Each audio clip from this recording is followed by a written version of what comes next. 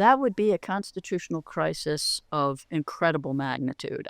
I just can't imagine that. I think that's everybody's nightmare. Professor Sherry, we're talking about, well, the prospect of something that Donald Trump has been toying with out loud, the idea of him running for a third term, which, as you've explained, is forbidden in the Constitution because of the 22nd Amendment.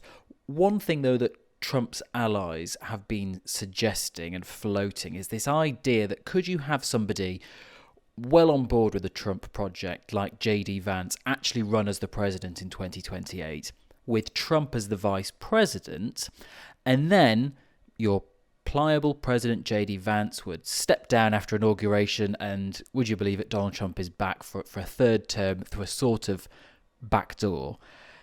Is there any possibility in that, any legal rationale? Well, the strongest argument is no. That is, the strongest argument is that the purpose and meaning of the 22nd Amendment is that nobody should serve as president for more than 2 terms. But the language is a little different. The language says no person shall be elected to the office of president. And so then the question is, well, there are other ways to become president besides being elected. And one way would be to be elected vice president, and then the president steps down and the vice president would become president. So the question is, can he run for vice president? And here we have the 12th Amendment, which simply says at the end of it, it's again a long, complicated amendment, but it simply says no person constitutionally ineligible to the office of president shall be eligible to that of vice president.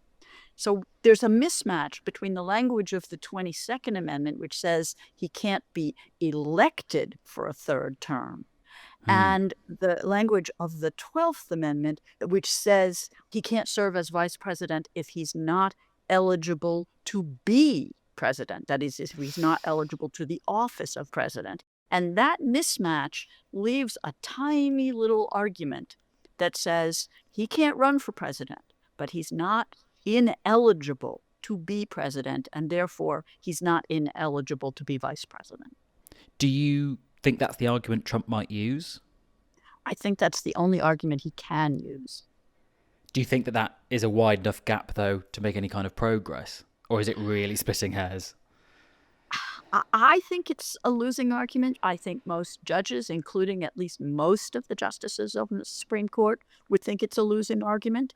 But it sort of depends on whether you look, how closely you're going to focus on the language rather than the general meaning and purpose of these 2 amendments. If you focus only on the text, you can make that argument.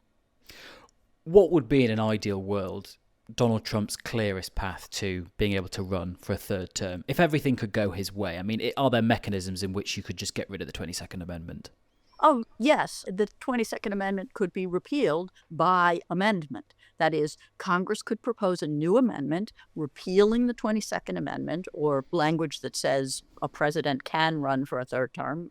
The language wouldn't matter. And then that would have to be ratified by 3/4 of the states. That's only been done once.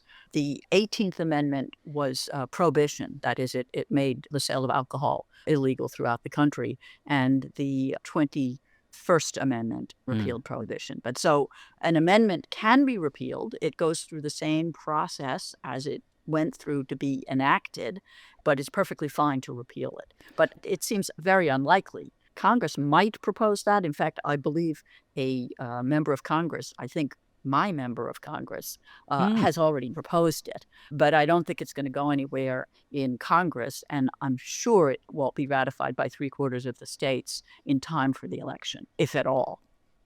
The divisive nature of US politics at the moment would sort of prohibit that. Yes, I think so. What about another option which is put out there, which is what some people were worrying about when he lost the 2020 election, was what if he just doesn't leave? What if he enacts martial law and maybe, I don't know, the military is more pliable this time round. Now he's been able to get rid of a few people. He could just bluster on through. That would be a constitutional crisis of incredible magnitude. I just can't imagine that. I think that's everybody's nightmare. is that he simply won't leave. I don't think he would do that.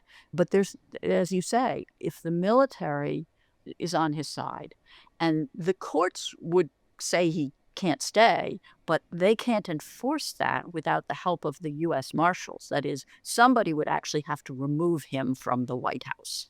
And if it's not the military, it would have to be the U.S. Marshals who enforce court orders. But the U.S. Marshals are part of the executive branch, and he can order them not to remove him. But it would take, he would have to go along with it. The military would have to go along with it. It would be a coup. That's what it would be. I don't think any of this is really going to happen for a whole lot of reasons, including that I don't think he wants that fight. And he's going to be, in his mid-80s by the time this term is over? And in terms of doing the switcheroo with the vice president, I don't know why Vance would agree to that, or if he did agree to it, why he would step down after being elected.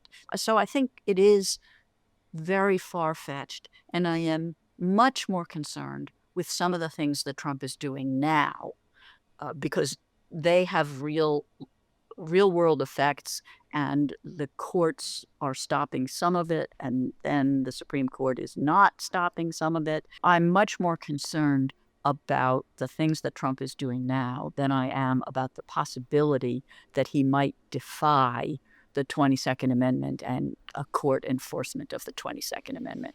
He might defy some court orders now, but I don't think he would defy that one. That's The Story from The Times and The Sunday Times. Listen and follow wherever you get your podcasts.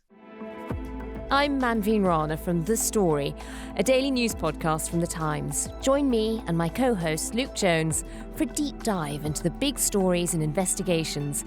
Plus, each month, William Hague hosts an agenda-setting interview with a key newsmaker or big thinker. That's The Story, The Times daily podcast that brings you one remarkable story told in depth. Listen every weekday on The Times radio app or wherever you get your podcasts.